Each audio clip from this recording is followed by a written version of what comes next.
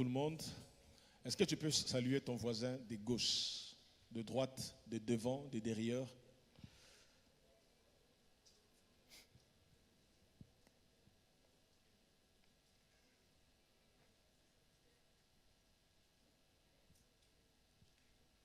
Bien, merci. Que le nom du Seigneur soit béni. Nous voulons également saluer nos bien-aimés qui nous suivent via les réseaux sociaux. Quel que soit l'endroit où vous vous retrouvez, que Dieu vous fasse du bien, que Dieu vous bénisse et que ce moment vous soit précieux. Nous voulons également saluer vous tous qui êtes présents aujourd'hui à ces cultes.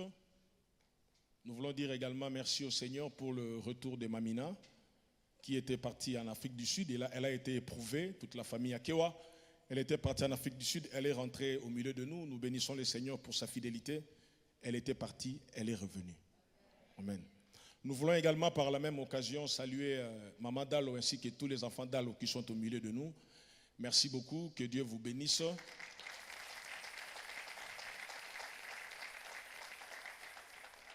Que le nom du Seigneur soit béni. Rapidement, nous voulons prendre nos Bibles, mais je vous informe déjà qu'il y a un problème technique. Donc, vous qui n'avez pas apporté vos Bibles et qui attendez la projection, vous êtes mal barrés ce matin.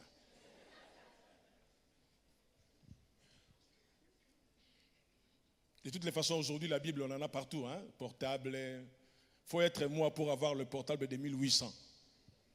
Oui, il n'y a même pas moyen de télécharger une Bible. Nous voulons prendre la parole de Dieu dans Matthieu chapitre 14, du verset 13 au verset 21. Je vais lire la parole de Dieu. La Bible dit ceci. À cette nouvelle, Jésus partit de là dans une barque pour se retirer à l'écart dans un lieu désert. Et la foule, l'ayant su, sortit de ville et le suivit à pied. Quand il sortit de la barque, il vit une grande foule et fut ému de compassion pour elle, et il guérit les malades. Le soir étant venu, les disciples s'approchèrent de lui et dirent, « Ce lieu est désert et l'heure est déjà avancée. Renvoie la foule afin qu'elle aille dans les villages pour s'acheter des vivres. » Jésus leur répondit, « Ils n'ont pas besoin de s'en aller, donnez-leur vous-même à manger. » Mais ils lui dirent, « Nous n'avons ici que 5 pains et 2 poissons. » Soulignez bien cela.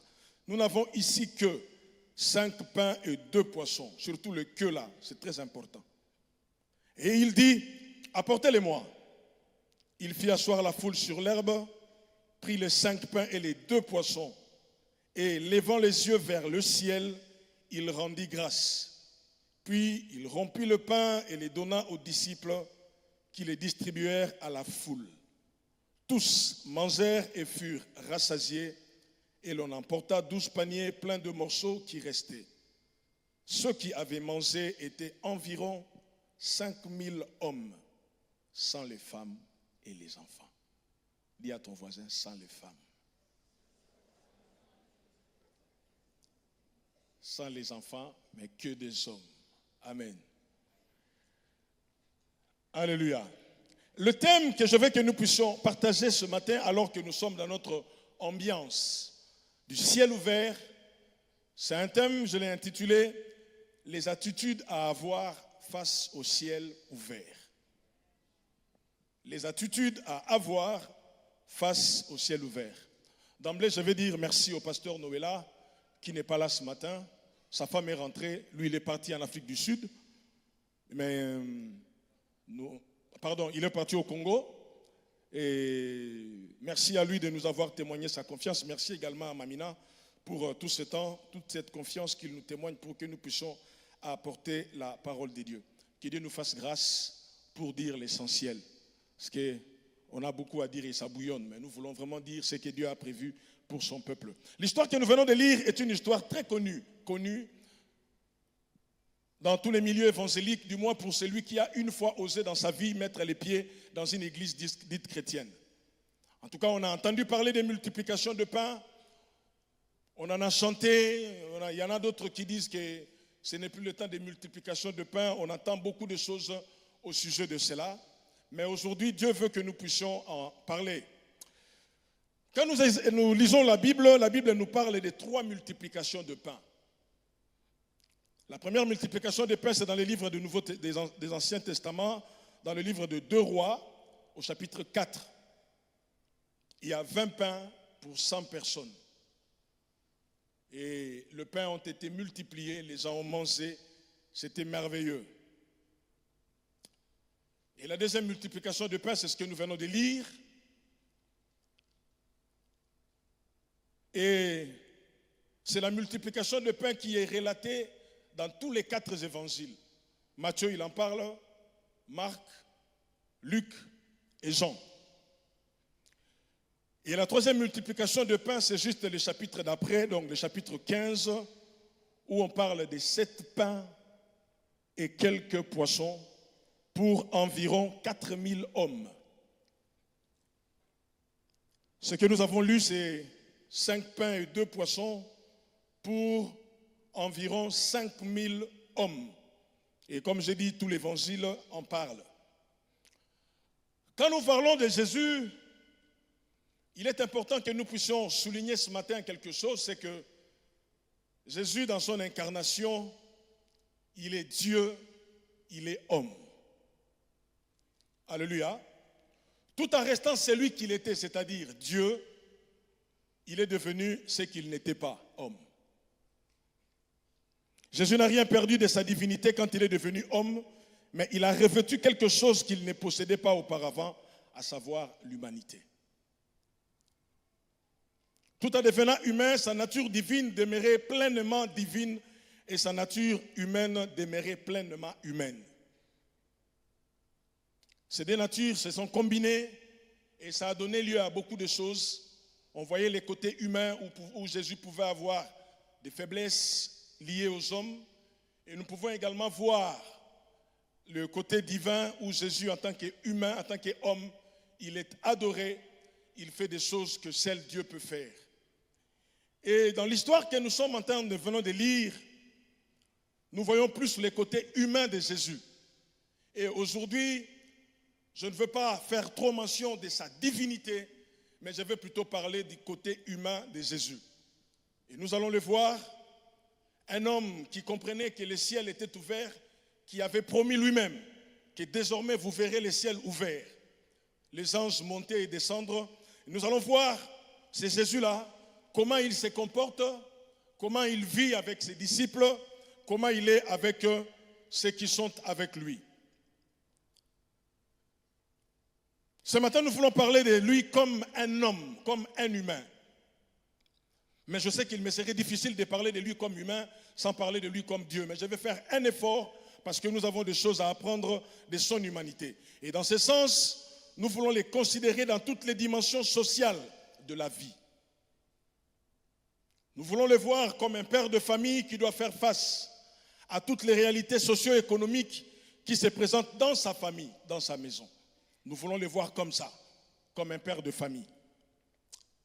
Nous voulons également le voir aussi comme un étudiant, une étudiante qui vit seule, loin de toute sa famille, sans bourse, mais qui doit faire face aux besoins quotidiens de la vie d'un étudiant, d'une étudiante. Nous voulons le voir Jésus comme ça. Nous voulons également voir Jésus comme étant une chef d'entreprise qui a des défis à relever face à un contexte économique très compliqué, de plus en plus très compliqué, mais nous voulons voir également Jésus dans ce sens-là. S'il était chef d'entreprise, comment il aurait agi. Nous voulons également le voir comme un leader d'opinion, leader d'un parti politique, toutes tendances confondues, majorité présidentielle, opposition. Nous voulons le voir comme ça. Quoi qu'il en soit, il y a du monde derrière lui, il y a des gens qui veulent le suivre. Il y a les gens qui le regardent comme un modèle. Nous voulons les voir également comme un pasteur, comme un évangéliste qui a les défis des ministères devant lui. Comme un pasteur qui a une église comme la nôtre, avec un budget qui s'élève à peu près à 3 millions pour faire les travaux, pour amener l'église à devenir ce que nous voulons qu'elle soit. C'est possible. Et nous croyons que ça se fera. Peu importe le temps que ça prendra, mais nous croyons que cela se fera. Par la grâce du Seigneur et par le fort conjugué de tout un chacun de nous. Est-ce qu'on peut dire bien Amen? Jésus, un homme merveilleux. La Bible commence là où nous avons lu en disant à cette nouvelle. C'était quoi la nouvelle? On lui apprend que Jean-Baptiste est mort. À cette nouvelle, il s'en va de l'autre côté. J'essaie un peu d'imaginer l'attitude des apôtres quand ils le voient traverser de l'autre côté. Ils se disent, oh pauvre Jésus. Vraiment, son Jean-Baptiste est mort. Il vient, quand il décide de s'en aller, la Bible dit, la foule a remarqué que Jésus est en train de partir. Et ils savaient où est-ce qu'il s'en allait. Ils se sont décidés en disant, on va le suivre. On le voit faire beaucoup de bonnes choses, on le connaît, mais ce que j'aime, la Bible dit que quand il arrive de l'autre côté, plusieurs évangiles, comme j'ai dit, ça c'est Matthieu qui parle, Marc il donne sa version, Luc également il donne sa version, et Jean aussi donne sa version. Et parmi les quatre, il y en a un qui dit, Jésus il arrive, il s'assoit sur la montagne et il commence à enseigner. Non seulement il enseigne, il guérit les malades, il fait beaucoup de miracles, il fait beaucoup de bonnes choses. Ça a pris du temps. Les gens étaient tellement émerveillés par les réalités du ciel sur la terre, personne ne calculait l'heure. Tout le monde était là, il contemplait le Seigneur, il disait waouh, il s'est fait beaucoup de choses. Je ne sais pas si Jésus lui-même regardait l'heure, mais on vient lui dire, l'heure est avancée, renvoie la foule pour qu'il aille s'acheter à manger. Et il y a Luc qui dit, on lui dit, renvoie-les pour qu'ils aillent trouver des endroits pour dormir et pour qu'ils trouvent des choses à manger.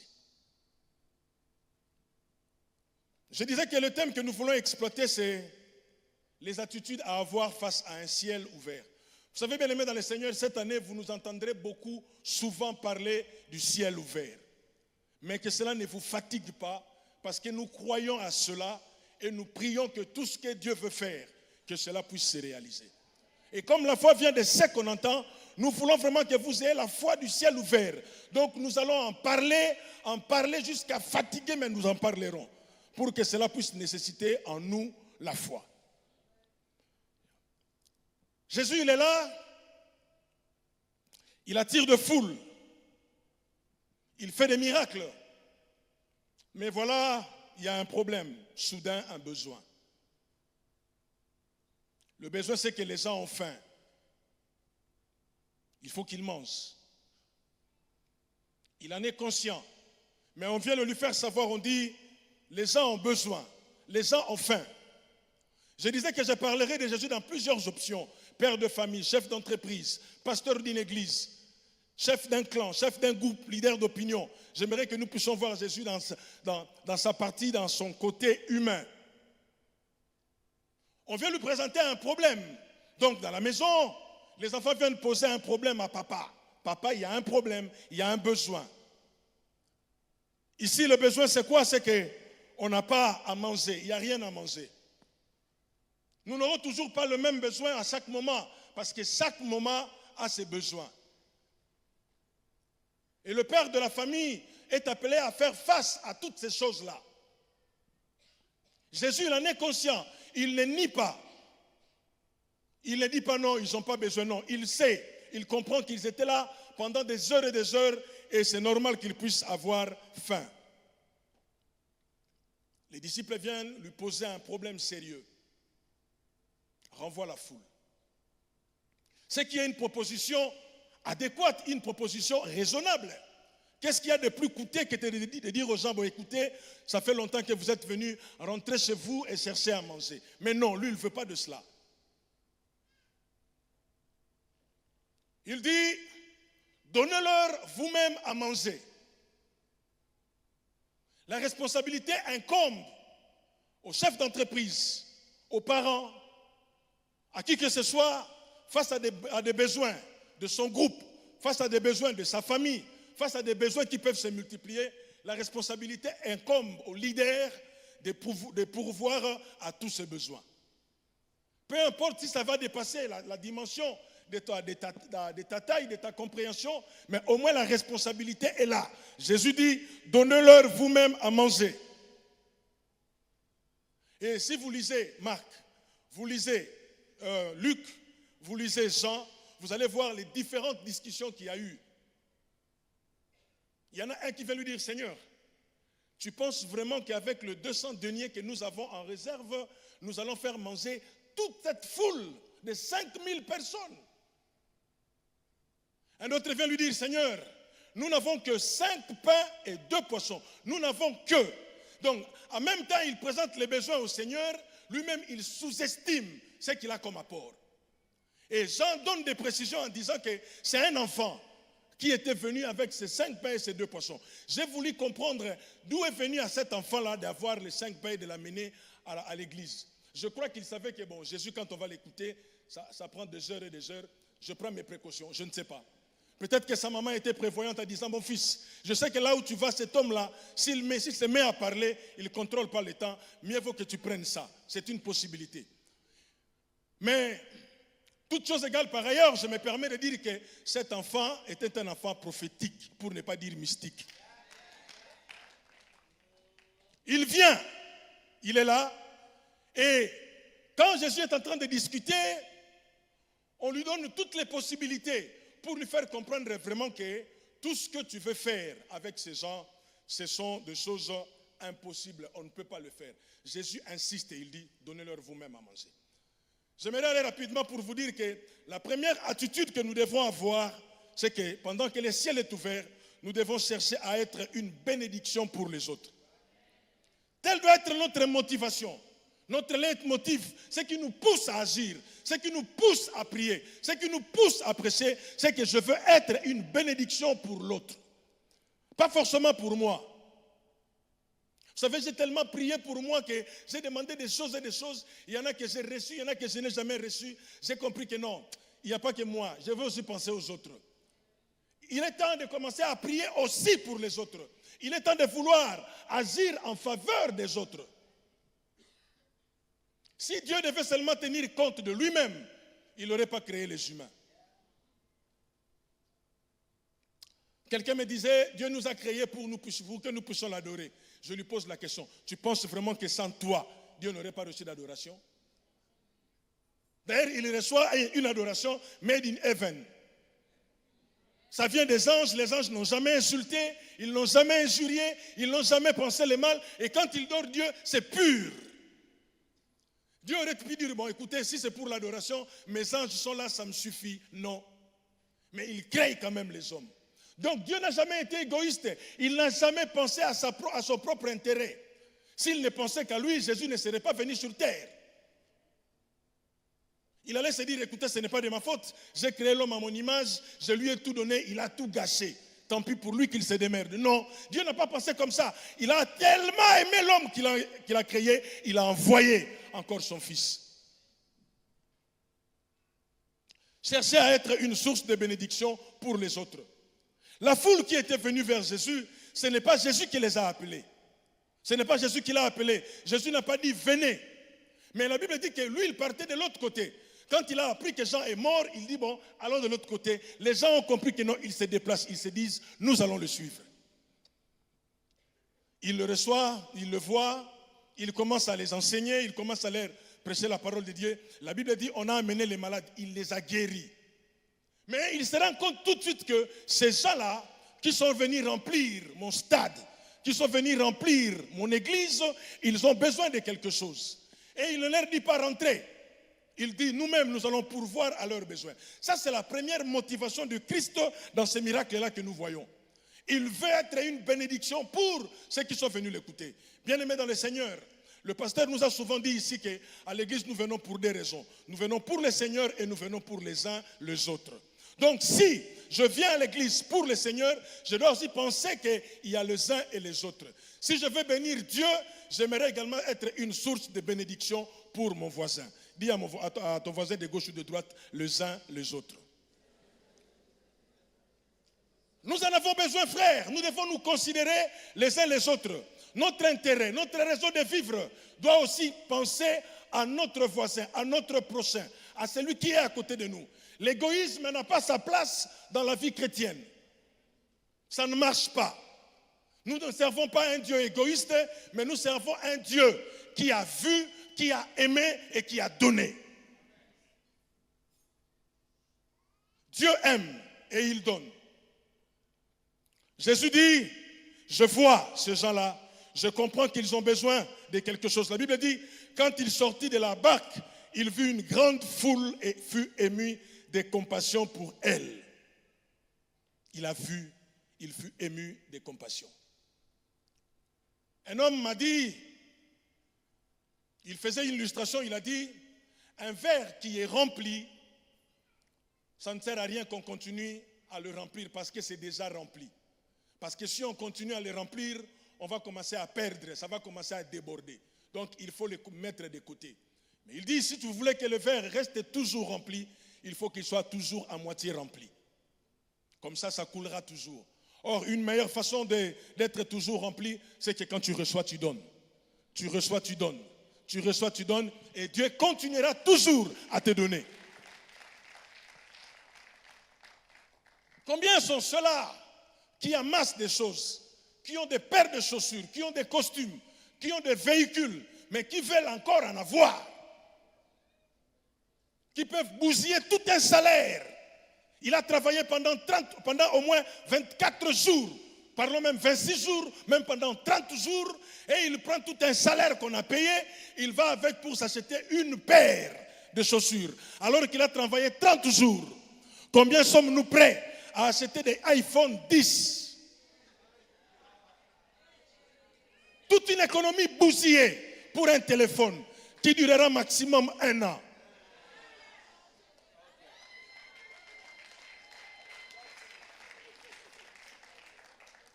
Et on est fiers. On n'a pas pu donner les offrandes, on n'a pas pu donner la dîme, l'argent pour refaire les toilettes, on n'a pas pu donner parce qu'on a économisé pour acheter iPhone 10.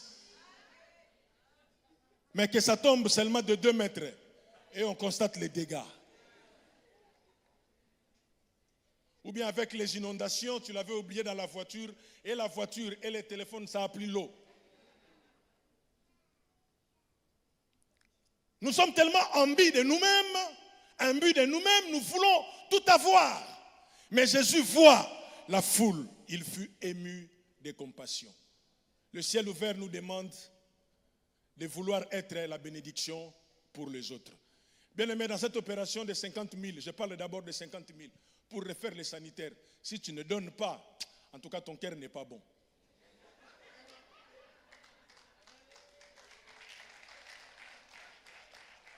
Parce que c'est simple comme tout.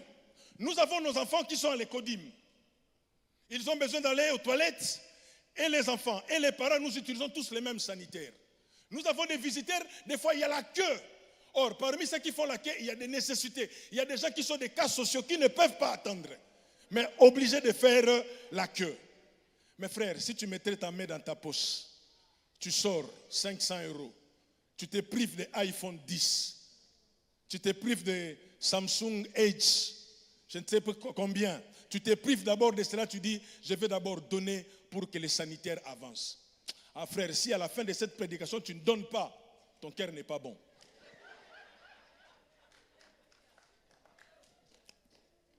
Alléluia. Jésus voit la foule, il est ému de compassion.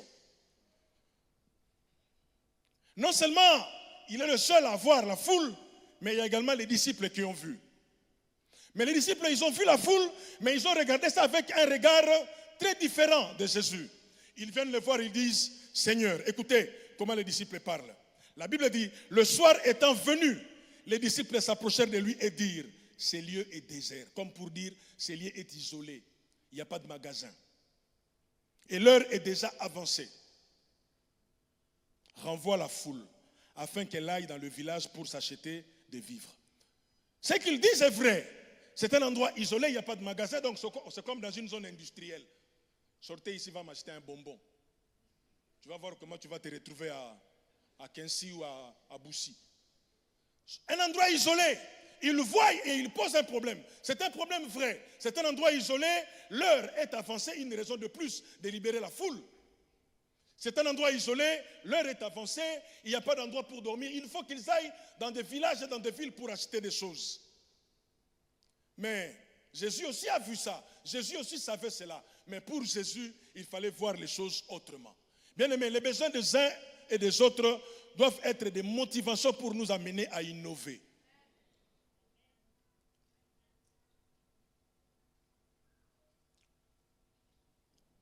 Jésus voit cela, et aussi le voit, mais pour eux, pas question d'être la bénédiction, chacun pour soi. Nous venons à l'église pour Dieu, chacun pour soi, Dieu pour tous.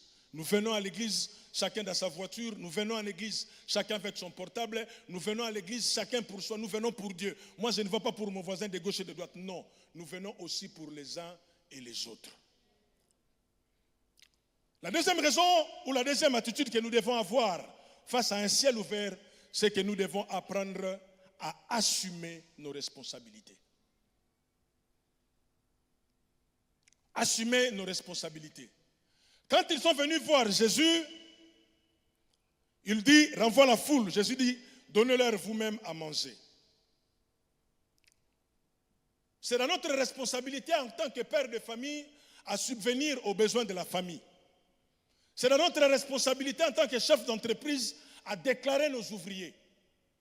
C'est dans notre responsabilité en tant que leader à penser, à prévoir, à penser à des choses pour ceux qui sont avec nous. C'est dans notre responsabilité. Nous avons des responsabilités et nous devons les assumer.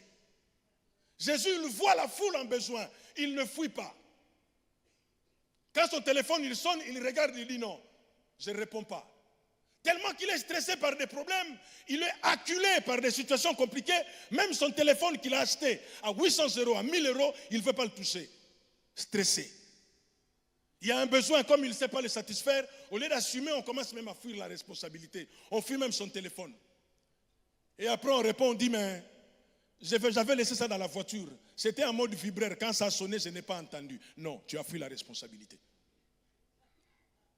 Les disciples sont en train de fuir la responsabilité en disant, renvoie-les. Non, vous étiez contents quand ils venaient nous suivre.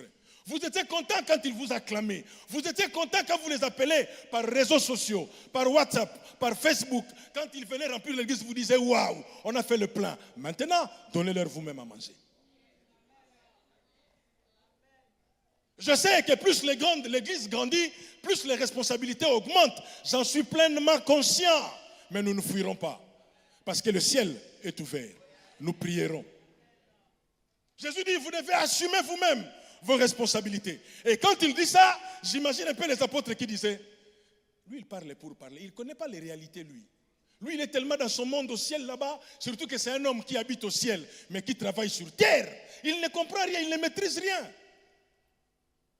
Alors, on commence à lui mettre face à des responsabilités. On lui dit, il y en a un qui vient le voir, qui dit, on n'a que 200 deniers.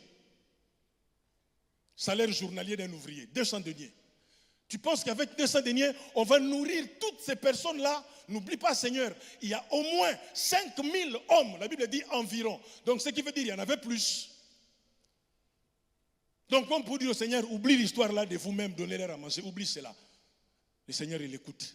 Et dans Jean précise, il dit, il demande à Philippe, combien où est-ce que nous pouvons acheter à manger pour tête foule? La Bible dit, il lui posait cela car il savait lui-même ce qu'il allait faire. Mais ça, c'est la partie Dieu. Moi, je ne parle pas de partie Dieu, je parle de partie homme. Ici, on lui dit, non, on n'a que 200 deniers. Et les autres lui disent, alors il leur demande, qu'est-ce que vous avez vous-même? La Bible dit, ils sont partis vérifier. Donc, comme pour dire, petit, tu avais dit, il y en a combien? 5 pains et 2 poissons. Hein? C'est vrai, hein?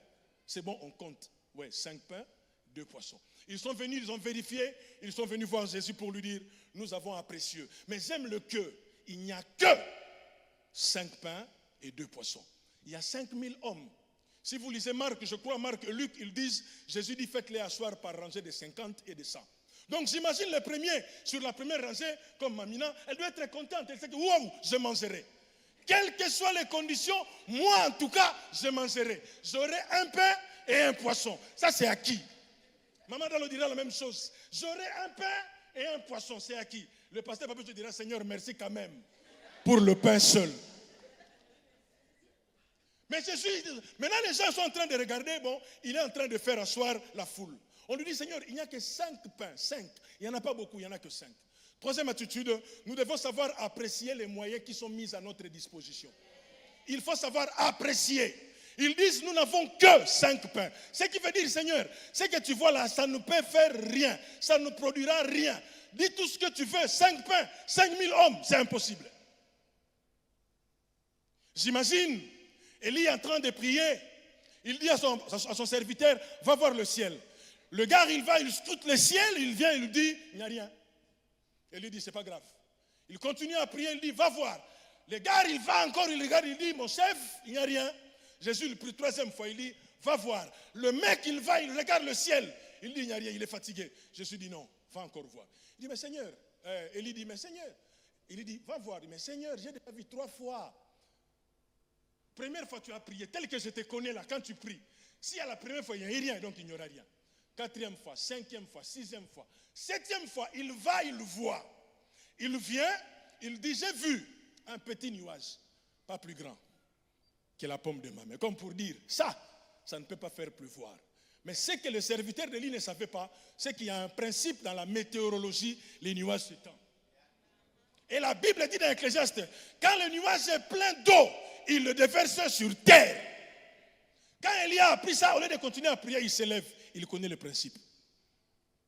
Et la Bible dit, soudain, il y eut un vent impétueux. Ça a dispersé les nuages partout dans le ciel. Un petit rien. Il n'y a que 5 pains et 2 poissons. Il n'y a que. Eux-mêmes, ils viennent avec cela, mais ils n'apprécient pas la valeur. Ils se disent, mais est-ce que ça va suffire? Est-ce que ça va faire quelque chose? Vous savez, j'aime Jésus. C'est un père de famille responsable, un homme de foi. C'est un leader de foi. Quand on lui dit qu'il n'y a que 5 pains et 2 poissons, il dit c'est bon. Il dit apportez-les-moi. Donc quand on le lui apporte, on disait on va voir ce qu'il va faire. Tiens, 5 pains, 2 poissons. Ce n'est pas son problème, il ne s'inquiète pas. Mais là où ça devient intéressant, c'est que Jésus connaît un principe, que Dieu multiplie.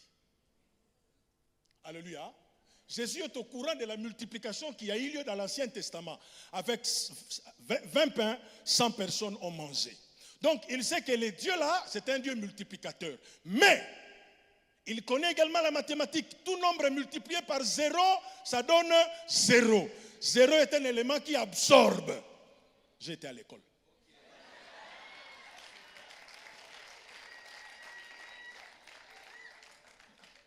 Donc pour Jésus, même s'il n'y a rien, même s'il n'y a que, donnez-moi les que là. Avec ces que là, le Dieu multiplicateur va multiplier. Et comme il y a quelque chose, avec la multiplication de Dieu, ça va donner quelque chose. Et ce quelque chose peut engendrer le miracle. Donc pendant qu'ils disent il n'y a que, lui il dit apportez-les-moi. Bien-aimés dans le Seigneur, nous devons savoir apprécier, pendant que le ciel est ouvert, tout ce que Dieu nous donne. Quand nous demandons des grands, et que ça commence par un petit, il ne faut pas disqualifier cela. Et d'ailleurs, en parlant de faibles commencements, la Bible dit, ceux qui négligeaient les faibles commencements verront le niveau entre les mains de Zorobabel. Et ils poseront le pierre sur des acclamations. Bien aimé, ne négligez pas le peu que Dieu t'a donné. Même si pour toi ça ne sert à rien, mais attention, Dieu est un Dieu stratège. J'ai appris à dire, Dieu ne donne pas parce qu'il en a beaucoup, mais il donne parce qu'il sait qu'il y a un besoin. Et s'il m'a donné un, je me contente de ce un-là. C'est un rapport avec ma capacité, c'est un rapport avec ce que Dieu a vu que je peux faire. Dieu n'a pas besoin de votre aptitude. Dieu n'a pas besoin de votre altitude, mais Dieu a besoin de votre attitude. C'est très important. Pas d'aptitude, pas d'altitude, mais juste attitude. Votre comportement, votre façon d'être. Vous n'en avez pas beaucoup, ce n'est pas grave. Depuis que tu as commencé à chanter, tu n'as écrit qu'une seule chanson. Ce n'est pas grave, au moins tu as commencé. Depuis que tu as commencé ton église, tu n'as que 15 membres et ça ne grandit pas. Ce n'est pas grave, au moins tu as commencé. Dieu est un Dieu stratège, mais seulement il ne veut pas que nous ayons le main vide. C'est pour cela que la Bible dit, vous ne vous présenterez pas dans sa maison le main vide. Le Dieu qui agit, le Dieu du ciel ouvert, il est capable de faire des choses au-delà de ce que nous pensons, au-delà de ce que nous imaginons. Mes frères, s'il t'a donné le peu, apprécie le peu.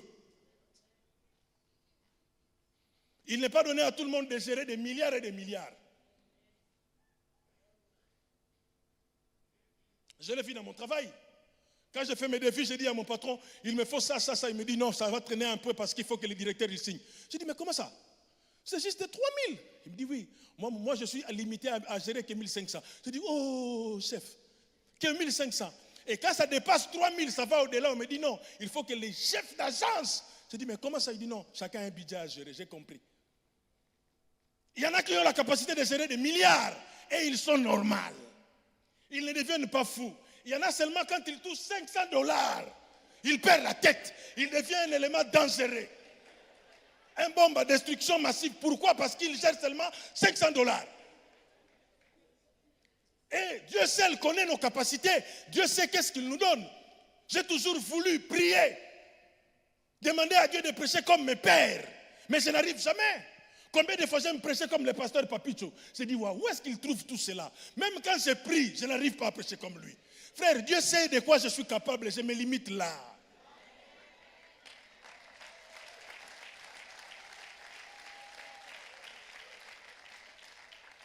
Savoir apprécier ce que Dieu nous donne. Combien de fois je reçois des gens en entretien qui me disent, évangéliste, moi je veux que tu pries pour moi pour avoir tel don. Je dis, mais évangéliste, seulement le parler en langue. Et alors tu veux quoi? C'est classé parmi les 9 dons spirituels de l'esprit. Il n'y en a pas un plus grand que l'autre. Hein? Non. Et souvent je suis un peu choqué quand je vois les gens qui disent non, je prie que Dieu me montre mes dons. Pour faire quoi? Je dis non, priez plutôt Dieu qu'il vous remplisse de son esprit. Parce qu'entre celui qui a un don et celui qui a les donateurs, l'affaire est différente. Savoir apprécier ce que Dieu te donne. Dieu t'a donné combien? Qu'est-ce que tu as? Apprécie cela. Dieu t'a donné une femme qui ne met pas au monde. Ce n'est pas grave. Apprécie-la. Dieu t'a donné un mari qui ne te ramène pas des milliards. Apprécie-le. Combien sont ceux-là qui ont des hommes qui leur ramènent des milliards, mais qui ne sont pas heureuses? Frère, ciel ouvert nous appelle à reconnaître, à savoir apprécier à juste valeur ce que Dieu nous donne.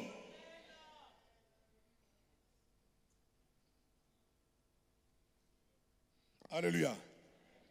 Savoir apprécier. Jésus dit, donnez-moi ça. Il ne se bat pas. Il dit, il n'y en a que 5 et 2, ok, moi je le prends comme ça. Mais pour les disciples, c'est les queues. Il n'y a que. À quoi ça sert? Jésus, mais ça ne servira à rien, Jésus. Ne te prends pas la tête, laisse tomber, dis-leur de rentrer. Et je crois même qu'il y a eu une vive discussion entre lui et les disciples. Et si vous lisez encore Jean, c'est pire avec toutes les précisions qu'il y a dedans. Il appelle un, il lui dit, toi tu as combien? Il dit, Seigneur, ça ne sert à rien. Il appelle un autre qui dit, mais Seigneur, ça ne sert à rien. Donc il parle avec chaque disciple, tout le monde nous fait savoir que ça ne sert à rien. Bien-aimé dans le Seigneur, je reste convaincu de la part du Seigneur qu'en cette année du ciel ouvert, des grandes choses vont se faire. Mais je suis également convaincu que ces grandes choses commenceront par être des petites choses.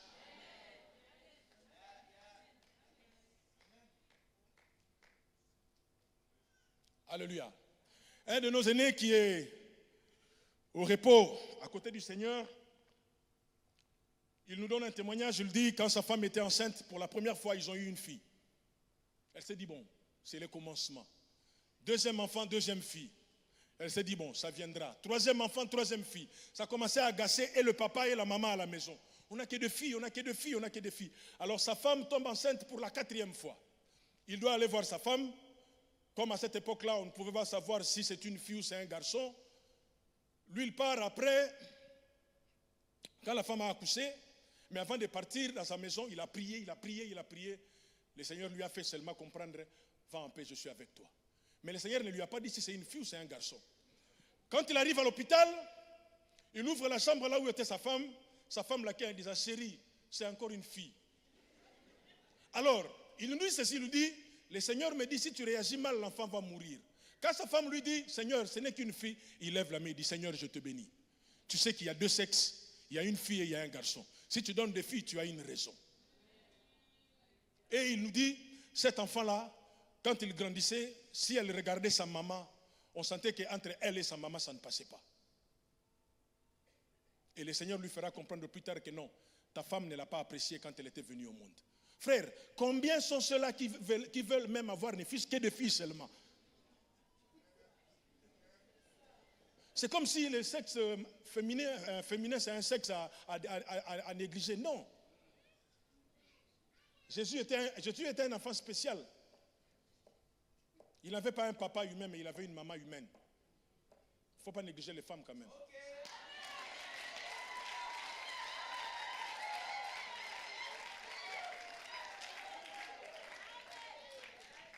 Mais attention, c'est un enfant compliqué. Il est plus âgé que sa maman.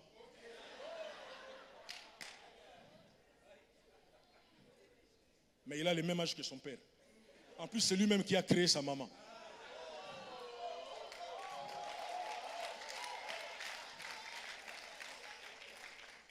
Savoir apprécier. Quand on lui ramène le pain, on va parler de 4e attitude parce que je vais m'arrêter là. On lui donne que le 5 pains et 2 poissons, pas plus, 5 et 2. Jésus ordonne, écoutez ce qu'il dit. La Bible dit,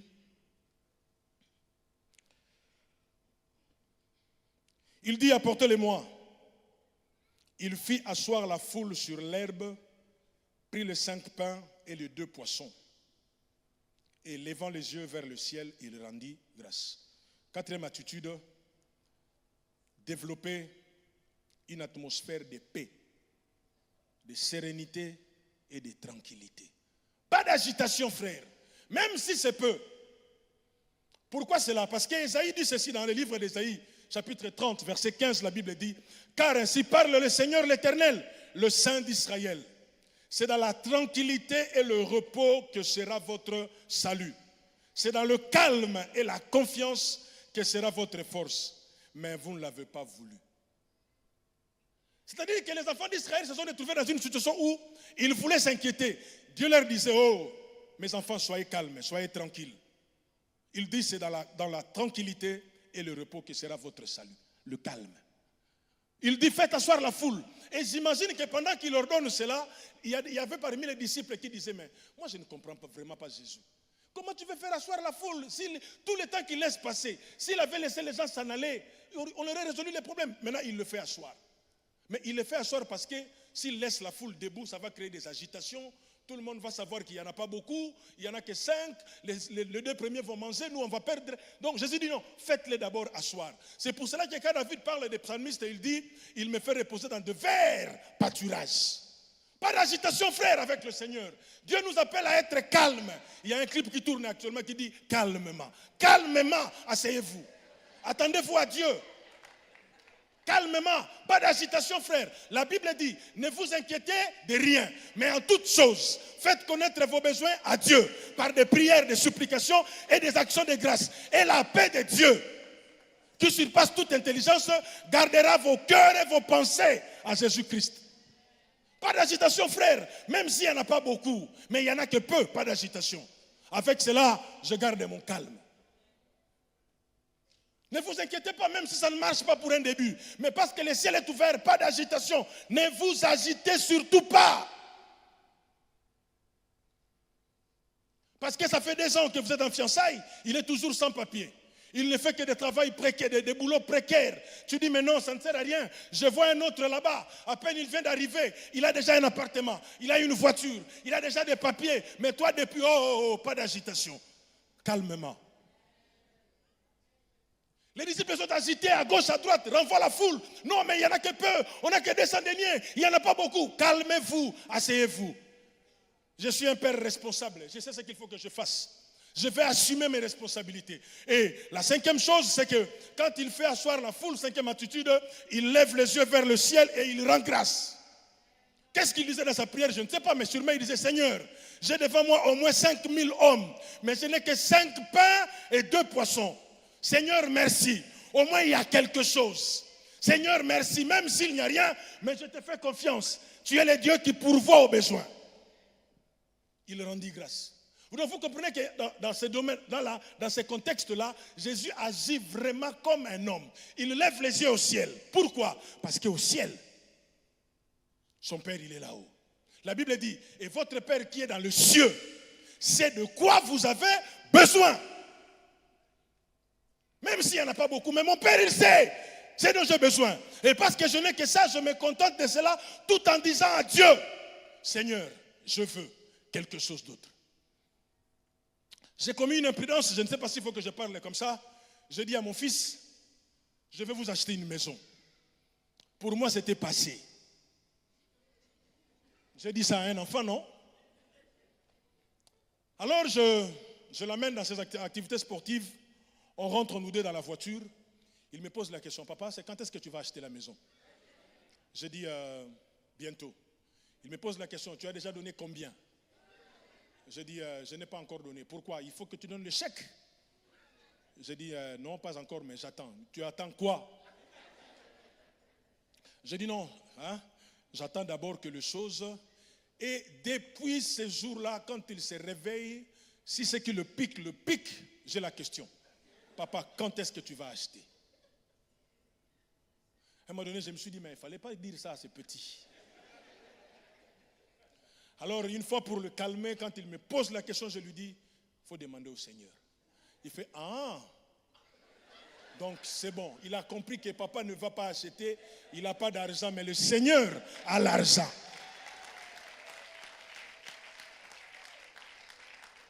Savoir rendre grâce à Dieu, frère. Vous savez, il y a beaucoup de gens, quand ils ont des choses, ils regardent et disent, ah, ce n'est pas grave. Non. C'est petit, je sais. Jésus aussi savait qu'il n'y avait que 5 pains et 2 poissons. Mais j'aime son attitude. Il lève les yeux vers le ciel. Et la version français courant dit, le Seigneur il dit, il lève le ciel et il fit des prières de bénédiction. Il bénit le Père qui lui a donné ces choses. Bien-aimé, le ciel est ouvert. Ce que tu demandes, tu ne l'as pas encore. Ça, ce n'est pas un problème pour Dieu. Ce que tu veux, ça n'arrive pas encore. Ce n'est pas un problème pour Dieu. Mais il faut seulement que tu saches que le Seigneur au ciel, il a des choses pour nous. Il a la capacité de nous donner ce dont nous avons besoin. Le ciel ouvert ne veut pas dire que quand nous allons prier, comme on nous a prêché ici, nous ne recevons pas tous les mêmes choses et pas tous de la même manière. Chacun recevra selon que Dieu juge bon. Je le répète, Dieu ne donne pas parce qu'il en a beaucoup, mais Dieu donne parce qu'il sait qu'il y a un besoin. Et si tu n'en as pas besoin, tu ne l'auras pas, même si tu aspires à cela. Dieu n'est pas un gaspilleur. Lisez l'histoire. Quand ils ont mangé, ils ont dit, waouh, je savais que j'allais manger. Ils sont partis en dessin des miettes. Jésus dit, oh, chers disciples, ramassez. Si vous n'avez pas compris la leçon, qu'on ne joue pas avec la nourriture, ramassez-moi ça. Attends le jour où tu n'en auras pas, tu comprendras l'importance de la nourriture. Je vous vois jeter des nourritures dans la poubelle, ce n'est pas grave. Mais vous allez partir en août dans un pays où on ne jette pas la nourriture. Et vous comprendrez. Jésus dit ramassez. Si vous ne voyez pas l'importance, mais au moins ramassez-moi cela. Le Seigneur ne veut pas que nous puissions gaspiller. C'est pour cela qu'il veut nous donner ce dont nous avons besoin. Bien-aimé dans le Seigneur, je t'en supplie au nom de Jésus, en cette année de ciel ouvert, comprends cette attitude du ciel ouvert. Et Dieu te fera beaucoup de bien. La Bible dit 5000 personnes, sans compter les femmes et les enfants. La Bible ne dit pas que les hommes ont mangé, non. Ça dit s'il faut faire le calcul, on compte que les hommes, donc, mais tous ont mangé. Et j'imagine un peu ces petits-là qui avaient ces 5 pains, ces 2 poissons, comment les gens commençaient à les regarder. Il avait des raisons d'être orgueilleux. Hein? N'eût été moi, si je n'étais pas là. Alléluia. Mais on ne parle même pas de ces petits-là. On nous parle seulement du résultat final. Tous ont mangé. Bien aimé, le ciel ouvert, Dieu est le Dieu pour tout le monde. D'ailleurs, la Bible dit, il ne fait point exception des personnes. Ne soyez pas paniqués, ne perdez pas courage, ne perdez pas votre foi. Non. Attitude et non pas altitude. Attitude et non pas aptitude. Non. Sois seulement calme. La position, calme, tranquille. Le Seigneur est au contrôle. J'ai un ami, on va terminer par là. Quand je l'appelle au téléphone, quand je lui demande comment ça va, il me dit toujours, tout va bien, Dieu est au contrôle. Même quand il veut annoncer que maman est morte, il commence par, tout va bien, Dieu est au contrôle, maman est morte. Ah, mais tout va bien, Dieu est au contrôle, maman est morte. Oui. La femme, la Sunamite, quand il est parti voir son mari pour dire que je vais aller voir l'homme de Dieu. Son mari lui dit, mais pourquoi tu vas aller le voir? Ce n'est ni la nouvelle lune, ni une fête quelconque, mais pourquoi tu veux y aller? Il dit à son mari, tout va bien. Alors que pendant qu'il dit tout va bien, il a laissé un cadavre. Dis après moi, cadavre. sur le lit. Son mari dit non, tout va bien. Il part voir l'homme de Dieu, il croise Géasi. Mais madame, il dit non, tout va bien. Et quand il arrive devant l'homme de Dieu, il dit non, tout ne va pas bien. L'enfant là que tu m'as donné est mort. En fait, c'est ça l'attitude à avoir. Devant les hommes, tout va bien, je confesse ce que je crois. Mais c'est devant Dieu que je me dévoile. S'il faut pleurer, je pleure. S'il faut crier, je crie. Parce que lui seul peut me secourir. Mais devant les hommes, tout va bien. C'est ça l'attitude du ciel ouvert, frère. Pas question de paniquer. Dieu est au contrôle. En cette année 2018, Dieu nous fera beaucoup de bien. Lèvons-nous, nous allons prier le Seigneur. Est-ce que tu peux commencer à prier Dieu? Je ne sais pas, je n'ai pas d'appel à faire. Mais si tu t'es retrouvé dans quelque chose, prie Dieu. Peut-être que ta santé t'inquiète, ta situation professionnelle t'inquiète, ta situation sentimentale t'inquiète. Il y a beaucoup de choses qui t'inquiètent. Mais je veux seulement que tu comprennes que le ciel ouvert nous demande beaucoup de choses. Cherche à être une bénédiction pour toi. Apprécie ce que Dieu te donne. Bien-aimé dans le Seigneur, je veux que tu commences à prier Dieu. Là où tu te retrouves, lève la voix et prie le Seigneur. Car il est le Dieu du ciel ouvert. Il est fidèle, il ne ment pas. Alléluia. Lève ta voix et commence à prier Dieu.